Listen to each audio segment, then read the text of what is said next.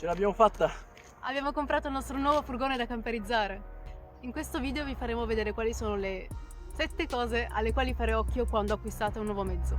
Alla fine di questo video vedremo guidare lei e quindi sono un po' preoccupato. Mi raccomando, se non volete perdervi i nostri prossimi video, iscrivetevi al canale e cliccate sulla campanellina per ricevere le notifiche.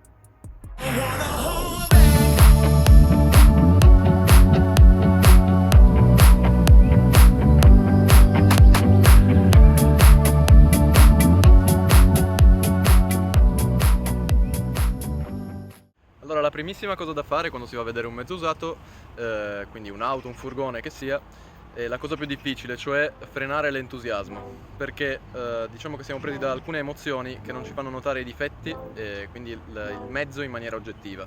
Quindi freniamo appunto l'entusiasmo, diventiamo dei computer razionali e fissiamoci bene sui difetti e valutiamo benissimo l'oggetto in quanto oggetto, quindi non facciamoci prendere dalle emozioni. Seconda cosa da fare invece?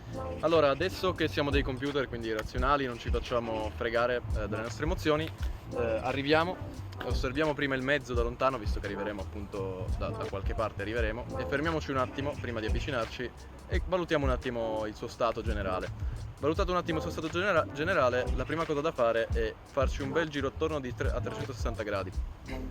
Allora, il giro a 360 gradi attorno al nostro mezzo ci aiuterà appunto, con un occhio bello vigile, quindi a notare i primi dettagli, appunto i primi difetti che possiamo vedere su un mezzo usato, dipende chiaramente da quanti anni ha, quanto è stato usato, eccetera eccetera, ma iniziamo a vedere tutti i difetti che può avere attorno alla carrozzeria, quindi i difetti estetici in particolare. Valutiamo, già facciamo una prima valutazione mentale a ogni difetto di quanto può essere diciamo la fattura della riparazione di ogni difetto, di ogni bollo, di ogni toccata di paraurti, ogni pezzo che non va.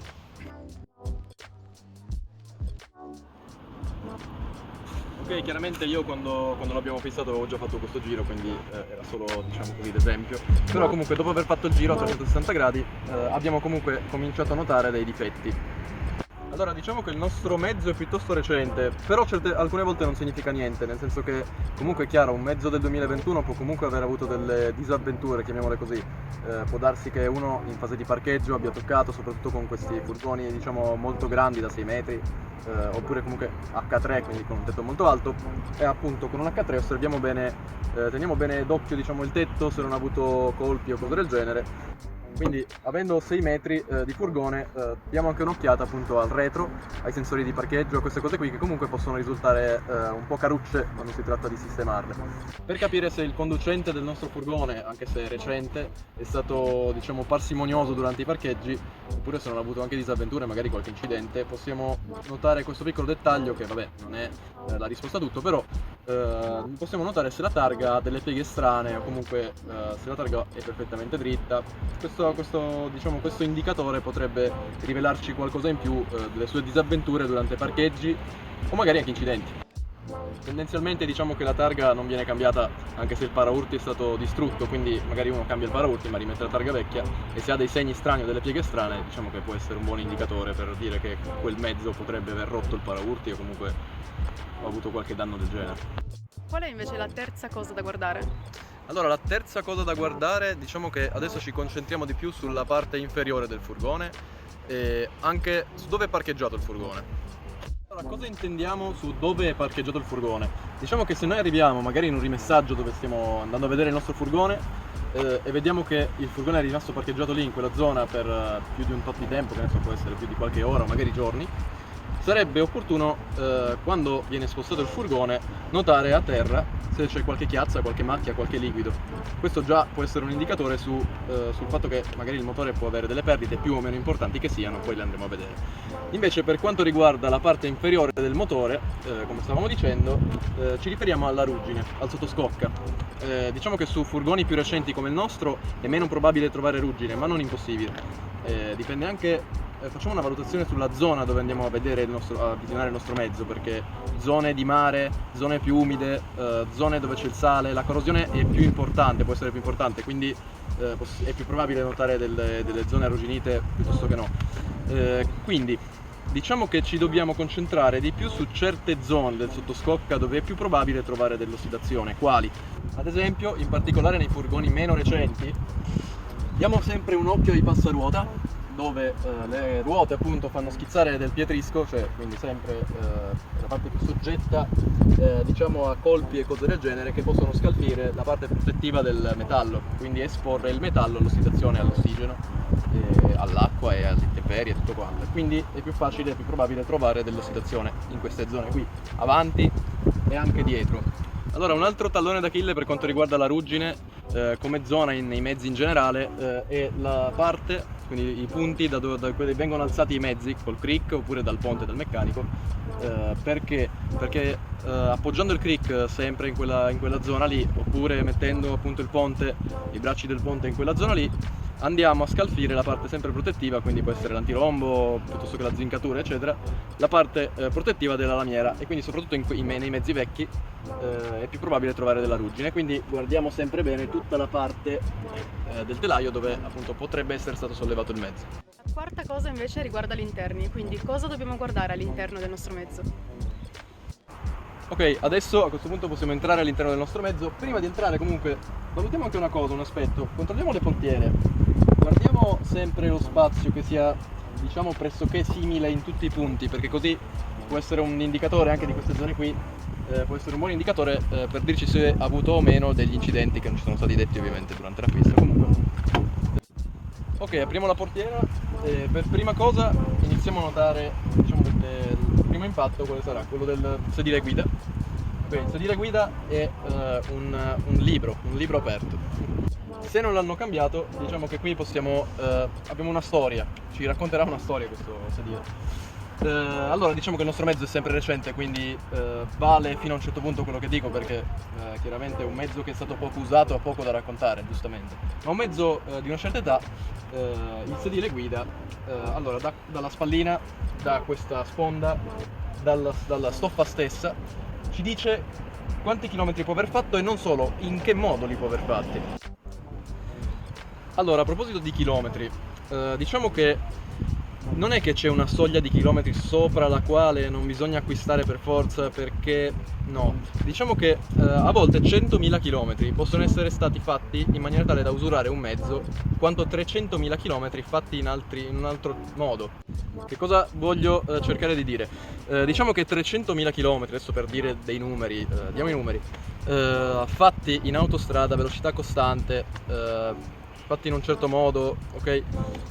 Diciamo che a livello meccanico e anche a livello di interni usureranno il mezzo in maniera minore rispetto a 300.000 km fatti in città con, per dire, la meccanica sotto stress, la frizione sotto stress, i sedili sali e scendi tutto il tempo, diciamo un utilizzo da corriere, ecco, per dire, dove il corriere ogni 50 metri salta giù dal mezzo di corsa e sale e riaccelera e sgasa e corre, ecco, per esempio. Adesso capite bene che un utilizzo cittadino del genere, quindi tra virgolette da corriere, è molto più usurante per quanto riguarda gli interni, geometria di sterzo, meccanica, frizione, tutto quanto, anche volante e quant'altro, è molto più usurante rispetto a un utilizzo magari di un'ipotetica azienda, per esempio, che ha il suo addetto che prende il furgone, fa magari 600 km al giorno anche, però li fa tutti quanti di autostrada, velocità costante, quindi senza appunto sfruttare troppo la frizione, gli interni, perché magari scende e sale solo una volta al giorno, per fare un esempio, e quindi capite che i chilometri in questo senso possono risultare relativi.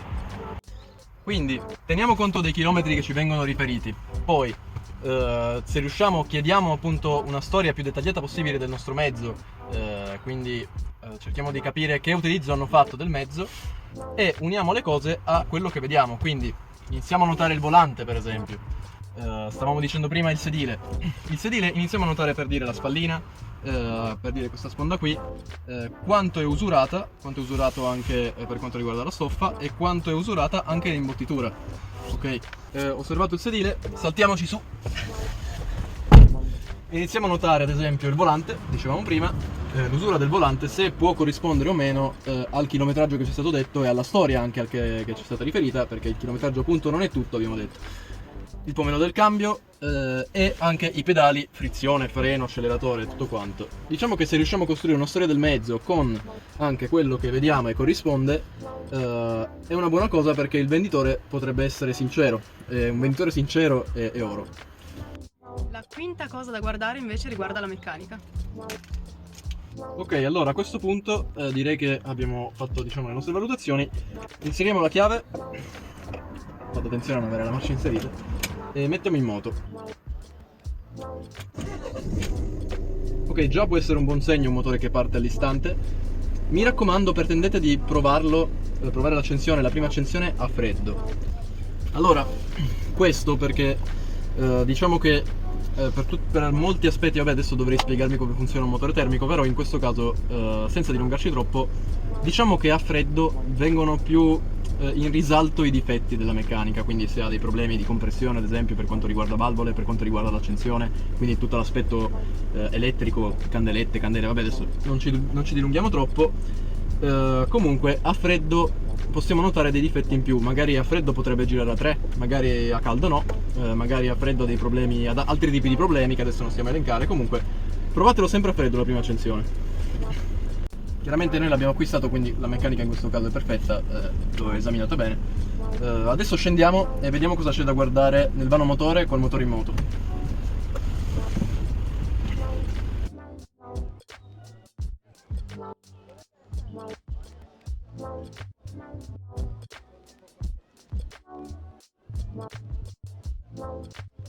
Non so per quanto riguarda l'audio cosa si può sentire, però adesso che il motore è acceso facciamo caso, perché molti venditori appunto anche disonesti, diciamo che il garage lo puliscono anche prima per terra, quindi andiamo a vedere se ci sono perdite col motore in moto acceso per qualche minuto. Ok, controllato che non ci siano perdite dal basso, dall'alto, comunque un po' dappertutto. Adesso abbiamo spento il motore, così mi sentite un attimo, e iniziamo a fare alcune valutazioni a motore spento.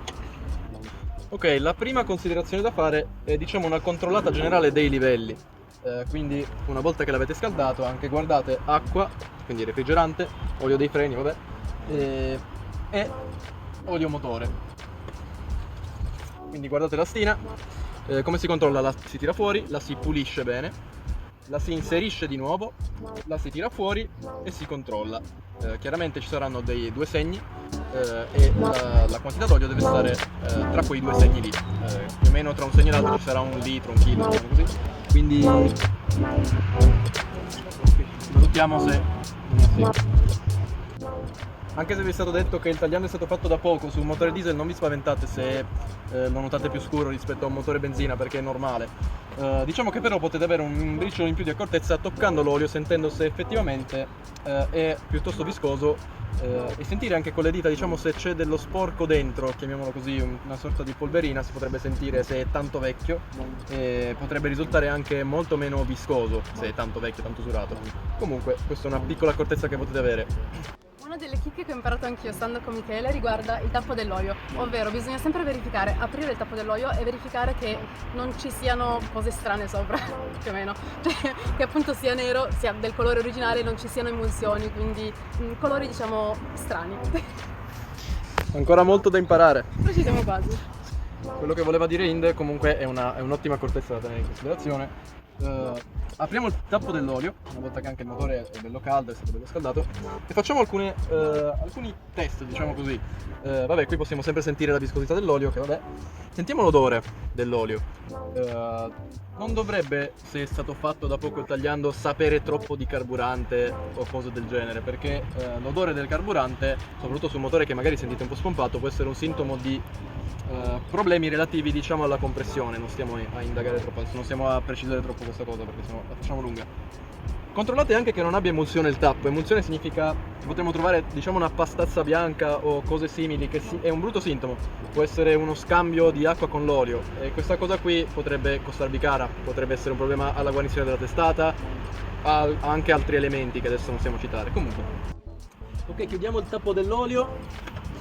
E mentre che ci siamo, comunque diamo un'occhiata all'interno del vano motore. Per quanto riguarda, vabbè, i filtri, controlliamo se ci hanno detto che sono stati cambiati. Se sono stati cambiati lo notiamo sicuramente dalla pulizia dei filtri, dalle viti, se sono state sbloccate oppure meno. Si vede sempre quando è stato messo mano, diciamo, su qualcosa.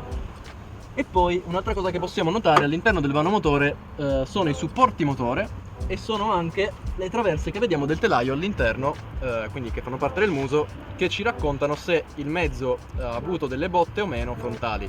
fate attenzione perché con incidenti di un certo calibro, diciamo che guidare quei mezzi, anche se sono stati riparati, magari anche a regola d'arte, può risultare un problema a lungo termine, anche perché il telaio non ha più la rigidità che aveva prima, se è stato raddrizzato o cose simili, se ha avuto appunto incidenti veramente gravi.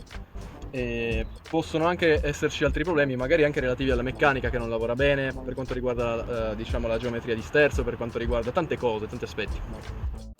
Una volta esaminato bene tutto il motore, sentito bene che gira, ci sono i 4 cilindri che scoppiano tutti quanti regolari, fatto qualche anche accelerata, fatevi possibilmente accelerare il motore, cioè fate premere un pochino l'acceleratore dall'interno, stando però voi all'esterno con il motore acceso, sentendo come gira anche in fase di accelerazione, il minimo, bello regolare.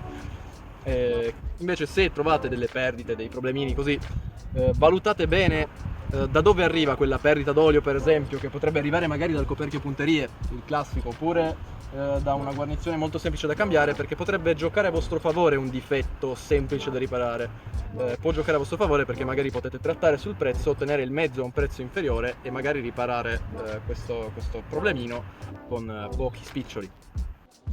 Una cosa che voglio dirvi sui mezzi vecchi, molto vecchi in questo caso non è questo il caso, però se li andate a prendere da molto lontani e dovete affrontare un viaggio lungo, fate attenzione anche alle tubature del carburante, perché spesso e volentieri sono crepate, possono rompersi, e se dovete affrontare un viaggio lungo perché magari avete deciso di comprare il mezzo per una questione economica in un'altra regione, tornare a casa poi potrebbe risultarvi molto costoso perché dovete chiamare carro attrezzi.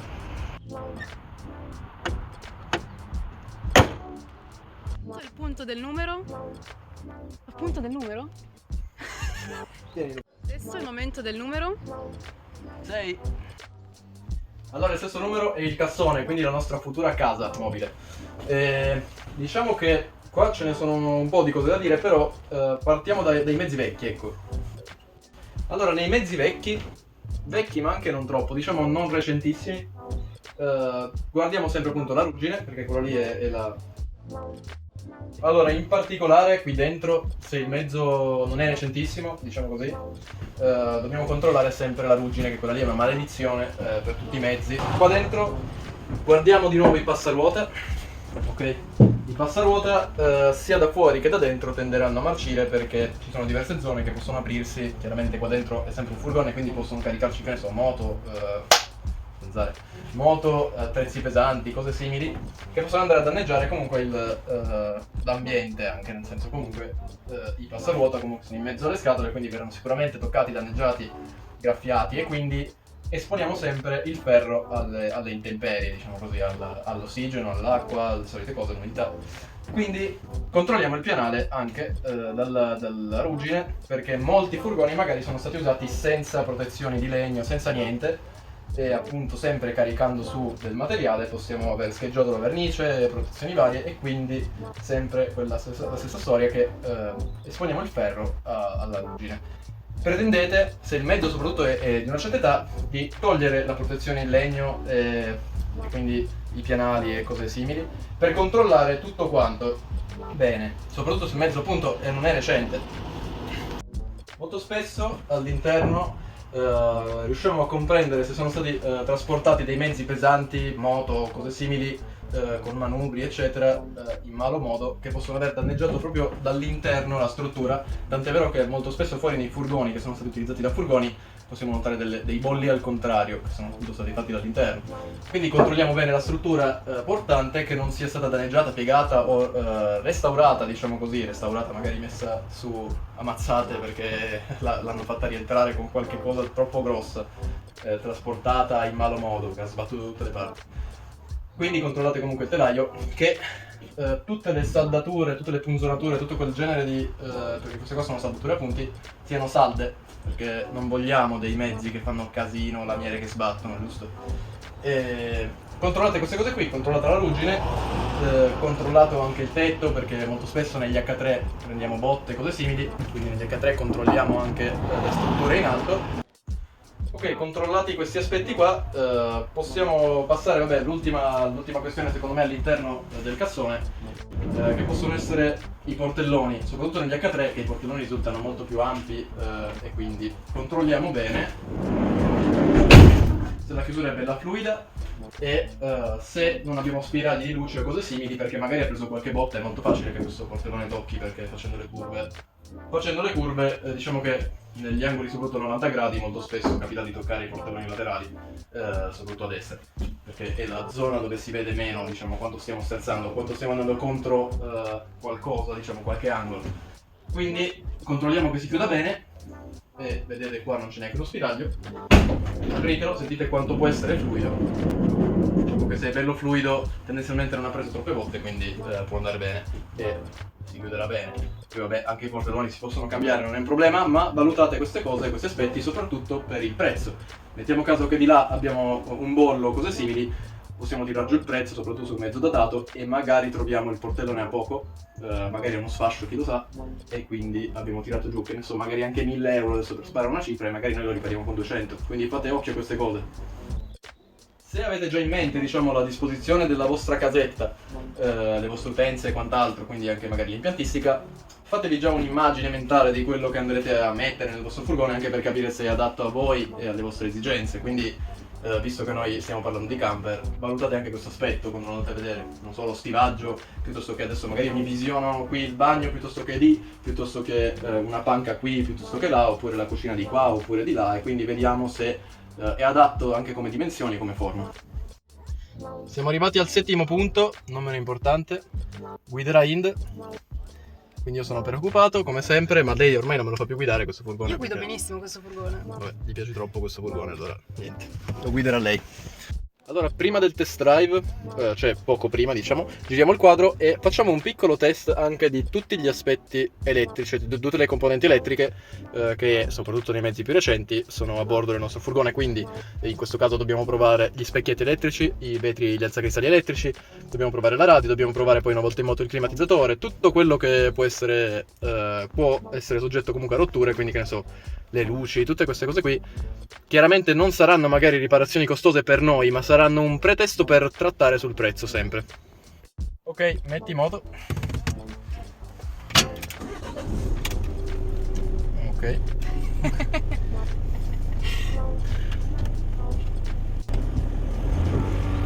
Ok, siamo partiti.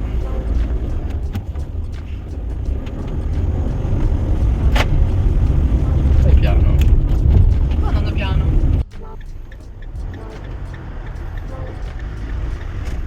Come si guida questo furgone? Bellissimo. Allora, se lo guida lei vuol dire che lo può guidare veramente chiunque. Allora, quali sono i primi aspetti da valutare? Beh, una volta in moto, in movimento, diciamo anche su questa strada qui è un po' sconnessa, possiamo vedere se le sospensioni funzionano bene. E vabbè, questa è una cosa. Sicuramente la prima cosa che sentiremo sarà la frizione. Però è bella, è ottima. Allora, un primo test da fare che vi posso consigliare di fare è, per notare se una frizione non è troppo usurata, chiaramente è se slitta. Come fare a capire se slitta, diciamo, perché magari non slitterà in prima e in seconda nell'uso tranquillo, normale. Potete provare a fare questo piccolo test, cioè mettere una marcia molto alta, magari la quarta o la quinta, mentre siete sul rettilineo, e provare a lasciarla dopo che portate magari il motore a un regime di giri un pochino elevato, per valutare se il motore si accoppia perfettamente con la frizione, quindi la trasmissione e tutto quanto, oppure se il motore tende a salire di giri mentre il movimento, mentre la velocità del furgone rimane invariata. Subito dopo la frizione possiamo provare anche l'impianto frenante, quindi trovate una zona anche come questa, magari vabbè, durante il test drive provatela su un rettilineo e tirate un'inchiodata, ovviamente facendo attenzione che non ci sia nessuno dietro, per valutare se la frenata, diciamo, è omogenea, quindi non tira da una parte o dall'altra, soprattutto sui mezzi sempre più vecchi che hanno una ciclistica magari un po' più usurata, ciclistica e anche impianto frenante. E prova a tirare una frenata in. Ok. L'hai detto tu.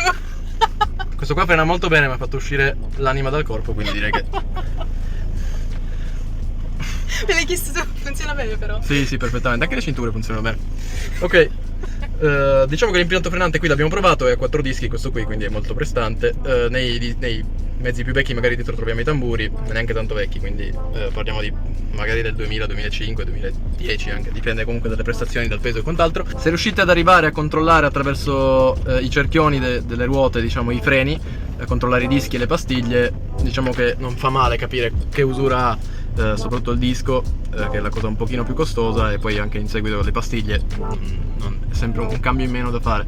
Controllate non solo l'usura generale, ma controllate anche il modo in cui si è usurato, perché molto spesso si usura in modo non omogeneo, quindi sentite magari delle sorte di onde toccandolo col dito, se riuscite ad arrivarci, e non è proprio un bene, perché magari la pinza sta lavorando in modo scorretto. E invece se si usura in maniera omogenea, quindi il disco risulta liscio, diciamo, al tatto, vuol dire che le pinze stanno lavorando in modo corretto. Magari saranno soltanto da cambiare i dischi e le pastiglie, eccetera, però quello è il meno. Provate molto bene tutte le marce, prima, seconda, terza, quarta e quinta, in caso se c'è la sesta, e provate anche la retromarcia. Mettetele tutte quante, innestatele come si deve, tiratele un pochino per sentire se il cambio fa strani suoni, strani rumori, e se comunque entrano tutte quante bene senza grattare. Un altro aspetto da tenere in considerazione sicuramente è il turbocompressore, essendo che molto spesso adesso stiamo parlando di motori diesel, turbo diesel, perché siamo su dei furgoni, quindi tendenzialmente stiamo guardando dei turbo diesel. Magari qualche furgone molto vecchio potrebbe essere anche aspirato, vabbè, comunque parliamo di turbine. Com'è la turbina qui, la coppia?